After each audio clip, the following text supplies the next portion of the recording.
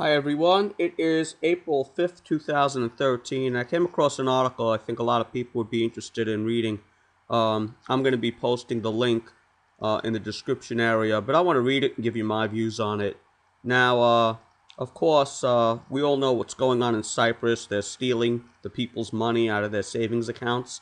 And everyone's asking, can this happen here? Well, I'm going to read you the article and give you their assessment and give you my assessment, and then you guys can make your own assessment. So, anyway, it says why Cyprus probably, in parentheses, can't happen in the U.S. Okay? It says one of the reasons the crisis in Cyprus has limited market effects is that something like that would be unlikely to be repeated in the U.S. Now remember, they said unlikely, not impossible. It says that's not to say it could never happen. The truth is, there have been bank runs pretty much as long as there have been banks. So a liquidity crisis certainly could hit American financial institutions and cause substantial damage.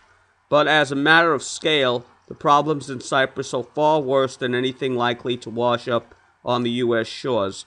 It says all things considered, it is extremely unlikely that depositors at U.S. banks would even suffer losses in the event of a bank failure, said Paul Ashworth, chief U.S. economist at Capital Economics.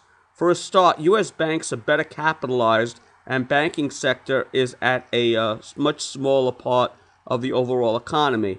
It says in a report for clients, Ashworth compared the Cyprus situation to the volatile banking sector in the U.S. and concluded that there's little to fear of a repeat performance.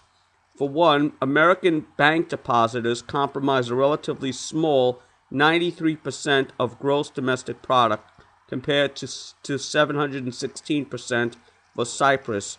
And on top of that, U.S. banks have enough reserve to pay their debts, and the largest institutions recently held up well under Federal Reserve stress tests.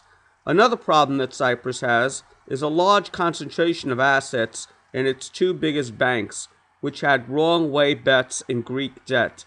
Coincidentally, the closest recent U.S. corollary is with the MF Global, the once powerful broker that collapsed due to liquidity issues also caused by Greek debt investments. In that case, account holders took a hit. And then it goes on to say, also it explains that depositors are insured up to $250,000, and if the U.S. banks did run out of money or go bankrupt, all the U.S. would do is start printing more money. That would be a big difference between the United States and Cyprus. But the thing they don't tell you is that the more money that the U.S. prints, the less money the money is worth, your dollar is worth. Meaning you go to the supermarket and you have to pay more for much, you get less for the money you used to have to pay. So it's inflation, people. It's pretty much what inflation is. So then you have the bad news is that a financial crisis that in any way resembled the subprime meltdown in the last decade or the debt crisis still making its way through Europe can still cause substantial damage in the U.S. And then it says, I remember reading here, it said something about the printing of the money. But it says Ashworth pointed out, however, that the upside to that is deposits have increased so much that banks rely less on short-term loans that help create the financial crisis.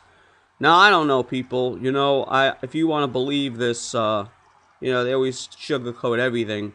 But in my opinion, like I tell all my subscribers, I would rather take the route of being cautious. And, it's always good to have money on hand, just in case something major happens. So that's up to you. But I'll be linking you to this article, and you guys can decide for yourself and place the comments down below in the description area if you want. There will be, in the description area, I should say, will be the link, and you guys can post comments. Take it easy, everyone. Stay safe. Bye.